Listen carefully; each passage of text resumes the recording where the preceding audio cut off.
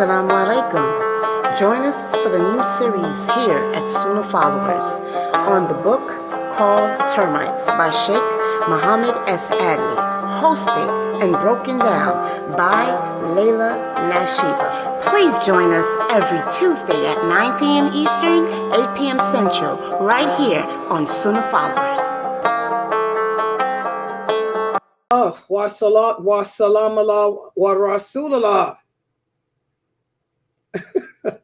Okay, inshallah, we're going to go ahead and get started on our Hadith class. And this is the class where, as we are studying from the book written by Sheikh Muhammad Saeed Atli entitled Termites. And this is a book which Sheikh Muhammad Saeed Atli put together, whereas he went through the Sitta and collected hadiths, authentic hadiths, that address things that can eat away at the foundation of our faith, actions or behaviors that the Prophet Muhammad sallallahu alaihi wasallam warned us of, that if we don't stop engaging in these actions or these types of behaviors, they slowly just eat away at our iman, our faith. And this is important because we're learning about how the fitra, what the fitra is. The fitra is that inner light within the soul that is always craving attention from Allah. The fitra is that inner light that's within the soul that's craving to be in the presence of Allah. And whenever we fall into sin, whenever we commit actions of disobedience, that takes us further away from Allah, and it makes that light within the soul dim. It starts to flicker and dim, okay? And the more we engage in sinful actions, or the more we indulge in sinful actions, that light will continue to flicker and become dimmer and dimmer until it can eventually burn out completely. And when it burns out completely, this is a person whose heart has been hardened. And it's like a rock. It has no belief in Allah in it, no record, no craving for Allah at all. It's a heart that's just dead. It's a dead heart that only wants to give in to its carnal desires. A lot of people have dead hearts. So that's why Sheikh Atli put this book together. He selected very, very important hadiths from our Prophet sallallahu alaihi wasallam that he told us to beware of, because these actions will slowly dim the fitra until it burns it completely out. Do y'all understand?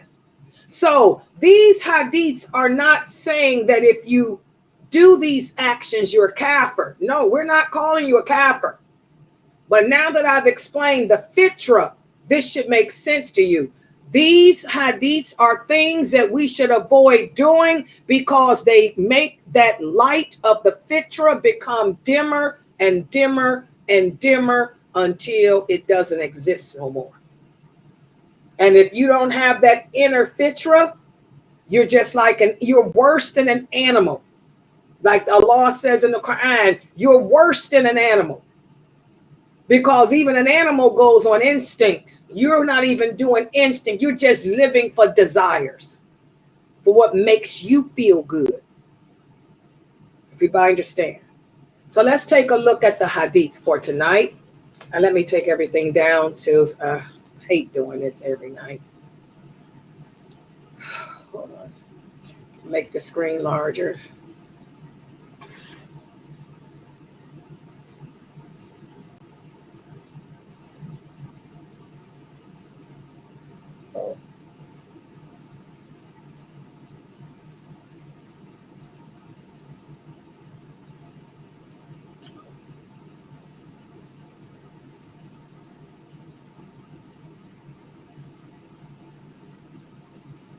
Okay, here we go.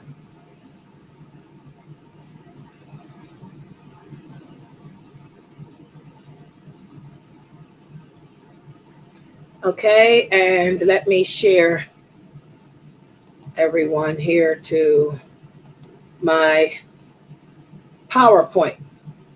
Termites, here it is.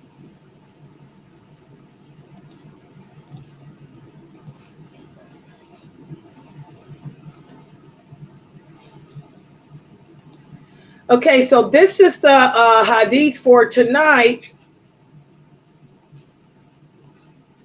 And by the way, for those of you who have not yet purchased the book, you can go to www.adleyonline.com, and this is the book, Termites, second edition, a metaphor for everything that eats away at the foundation of one's deen, by Muhammad Saeed Atlee. This is the book. This is how it looks. Go to Atlee Online and purchase it. Let's take a look at the hadith for tonight.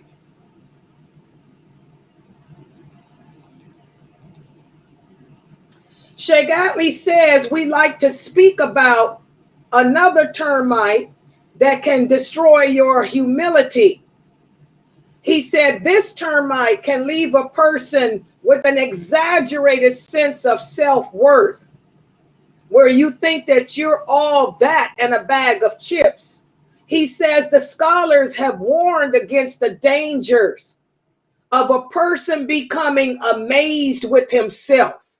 This is a person that is so amazed with him or herself.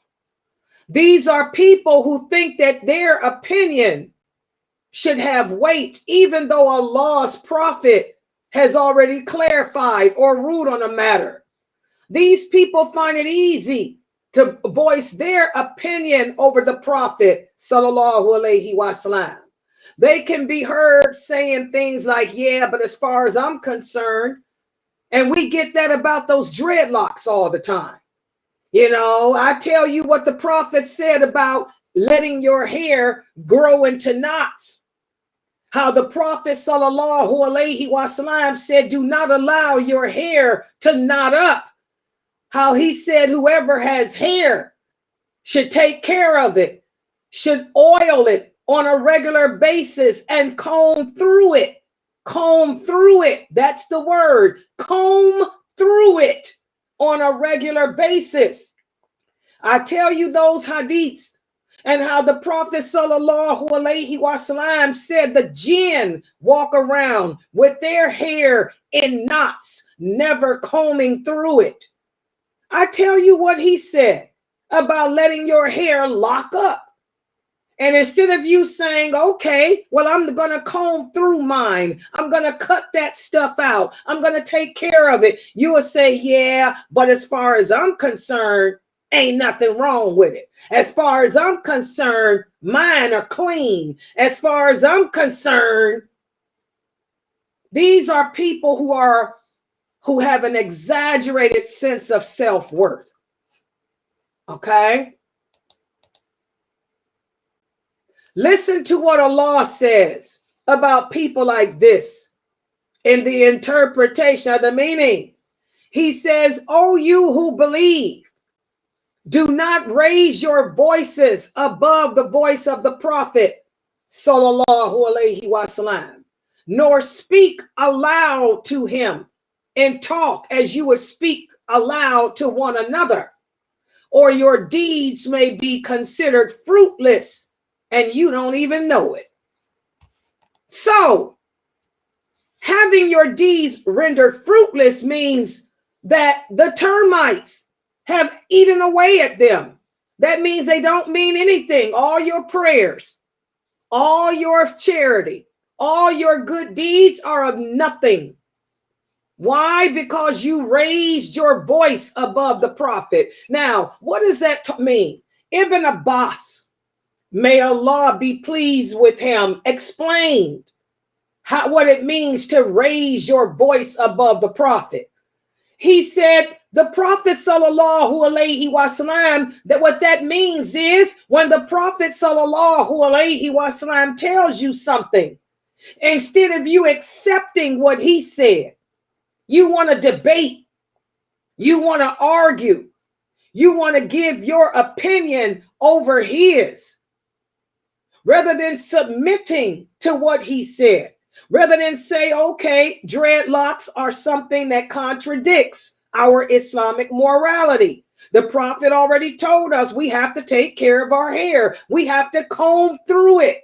Comb through it. I am not combing through a lock. A lock you don't comb through. That's why it's locked. So instead of you just submitting, the Prophet said, do the opposite of the jinn. You know, the jinn wear knots. So I'm going to not wear knots. Instead of you submitting, you want to argue. You want to debate. You want to voice your opinion over his. This is something that we shouldn't do, guys. You think you know better than the Prophet Muhammad sallallahu alaihi wasallam? You think that you got a better relationship with Allah than he does? So this is another example as to how oftentimes as Muslims, we find ourselves doing things or saying things that can actually destroy our good deeds and take us away from Allah. Remember, we talked about the fitra. Every one of us has the fitra within us. And what is it that the fitra desires? The fitra is craving, desiring to be close to Allah. It wants to earn the approval of Allah. It wants to be in the company of Allah as it originally was. It wants to be in the company of the angels as it originally was.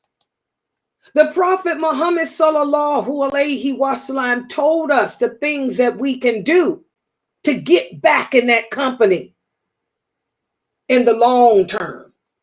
And he told us until the long term, there are things that we can do that will connect us to the company of Allah. It'll connect us to him.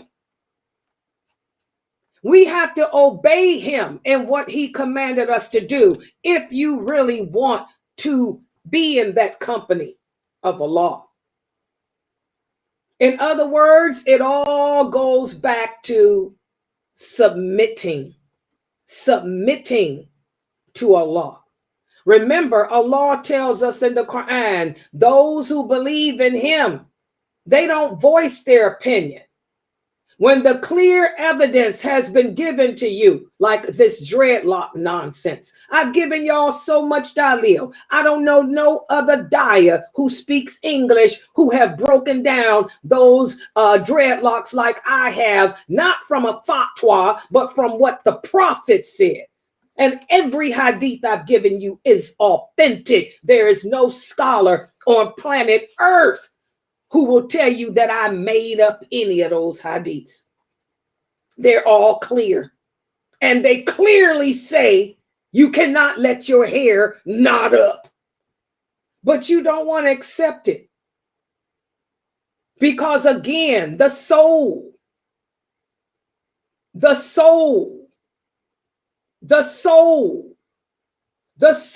is attracted to everything that's bad for it. The soul is attracted to everything that's dirty. And it's fighting against that little piece of fitra that's in it. Okay? Allah says the believer, when given the evidence, he doesn't voice his opinion. He doesn't voice his concern. He simply says, oh Allah, I hear you. Oh Allah, I obey you. Oh Allah, I submit. A lot of my students, when they first came to my website, because a lot of them come from that culture of not combing your hair, just letting it knot up and they admit it, they were lazy. They'll tell you it ain't so much because they thought it looked good. It's just, I don't feel like doing my hair. What's the point? I wear a scarf anyway. But you can tell that they believe in Allah, because when they come to me and ask me about them nasty locks, I gave them the same answer I give all the time to you guys. They know the dalil, and they say, thank you, Sister Layla, I'm cutting them out now. And they start cutting them out. Those are people who believe. Those are the people whose fitra is happy, it's content, because it's in submission. But for these other ones, y'all want to argue, fight. You got some issues. You're dimming that light. You're making that light become darker and darker and darker as it gets further and further and further away from its Lord, until you eventually extinguish it. And once you extinguish that fitra, that light of that fitra, you're done. Allah will assign you an extra jinn, and you're going to have 2 jinns and no fitra steering you to that hellfire. We need to think about it. You know, we have to stop fighting Allah. We have to stop fighting what the Prophet Muhammad sallallahu alaihi wasallam said, and instead just submit. Just say, okay, I got it. I believe it. I accept it. Even though I don't understand why I can't just let my hair just grow and lock up, I accept it. We can't do that because of that human soul being so arrogant, so criminal, so into itself. All right. So I'm going to stop right here. Subhanakallahumma wa